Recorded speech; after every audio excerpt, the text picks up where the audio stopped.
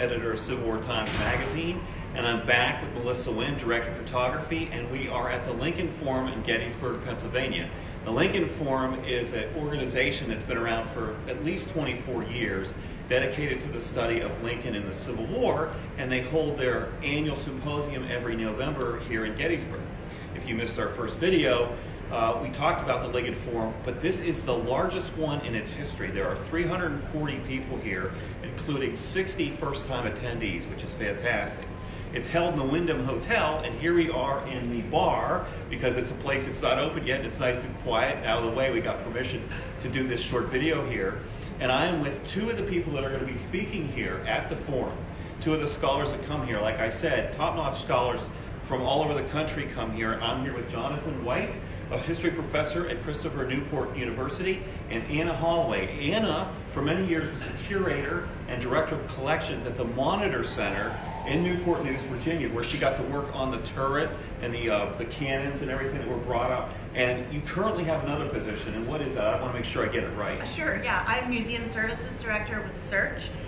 We are a cultural resource management firm, and we work with museum collections all throughout the federal government.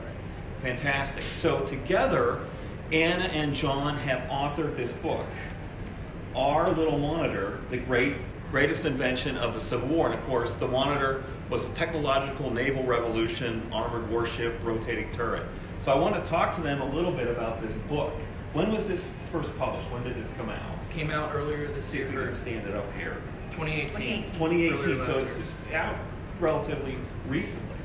So what makes this book different than other volumes that are out there about the Monitor? Well, I'm going to brag on my co-author for a second, and I think part of it is no one knows more about the Monitor than Anna Holloway, and the knowledge that she brought from years of working at the Mariners Museum and the Monitor Center really made this a unique book. It also is lavishly illustrated, fully colored, and the thing that this book does that other books don't do as well, or that don't bring together, is not only the story of the Monitor and the Battle of Hampton Roads, but also the story of the recovery and the conservation. Okay. So what is one of your most interesting stories that's in this book? I think maybe my favorite thing is how the Monitor was used in the press.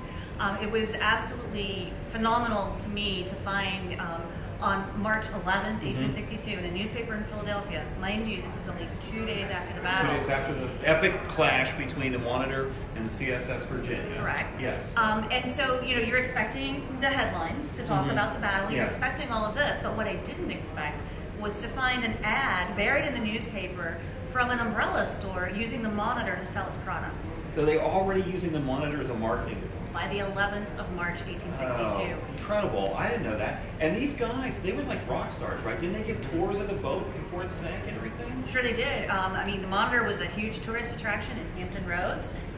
Tell them a little bit about one of the more famous tourists that came on board. Sure. Abraham Lincoln actually came on board the Monitor in May of 1862. I'll be talking about that tomorrow at the Lincoln Forum.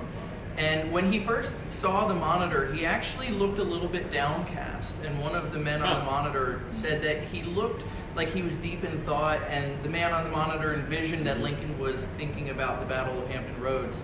A few days later, after they had captured Norfolk and the Merrimack had been destroyed, Lincoln saw the Monitor again as he passed by on another ship, looked much more happy the second time he saw it. So he at first wasn't sure it was going to work. Is that basically? Well, he always had good faith in the Monitor. When he saw the design, he said something like this. He said, "It strikes me as what the girl said when she put her foot into the stocking. It strikes me there's something in it." I think Lincoln always had a good faith in that the Monitor would work. Yes, he did. Now at the Monitor Center, what is all preserved? The turret is there. The two large artillery pieces? Sure. Basically, NOAA's National Marine Sanctuary Program and the Monitor National Marine Sanctuary, working with the U.S. Navy and the Mariners Museum and a host of other groups, to date have brought up about 210 tons of the Monitor from the wreck site, which is 16 miles off of Cape Hatteras. And amazing. And I remember when you worked there, you invited me down, and I had the distinct privilege of getting in the turret one time when it was drained. And our archaeologists were actually working and pulling things up. Yes. It was amazing. Well, the turret's a time capsule. Or you think of that. When the ship sank, it took down men, artifacts, etc., and there they lay for and a lot of that century. stuff dumped into the turret, didn't it? Yes. Yeah. I mean, so the turret was full of stuff. Full of stuff. The silverware. Silverware that's engraved with sailors' names, and then more soberingly, 2 of the sailors themselves were found inside the turret. Wow, that's amazing. And you chronicle all that in Yes, we do. We do. One of the men who survived the sinking of the Monitor on New Year's Eve 1862 wrote about stuffing a cat into one of the Dahlgren guns. Right, I was going to ask about the cat. Yeah, the cat has not yet been pulled out, and we're not. Not yet. We're still hoping one day as they're doing the. Do you think that's true? That was actually. It's hard to say. I have a friend who's fond of saying, "Have you ever tried to put a cat in a cat carrier?" Right. All right, try imagine putting a wet cat into a Dahlgren gun. Right. With that said, the same gentleman, Francis Butts, talks about shoving his boots and his coat in the other gun. Well, they found boots, they found a coat, not in the gun, mind you, but they did find them in the turret. Wow. So the cat, who knows? Yeah. I hope the cat survived. I like cats. I think dogs. Yeah, I know you have cats too. But Ed, this is a great book, and it's obviously still in print, and it is really, really nicely illustrated, and it's full of it's not just about the battle. There's human interest stories in here, and about this amazing technological revolution, and some of the stories about it being raised. It's amazing how that was brought up and still maintained its integrity when it was brought to the surface. Well, that's a testament to the team working on it. I've got to give a shout out to my colleague Jeff Johnston, who was worried about all the stuff coming out the bottom, and so engineers came up with an ingenious claw, like the little machines where you pick up the toy. Well, this one's for picking up the turret. Wow, it was an amazing story, and it's all chronicled in here.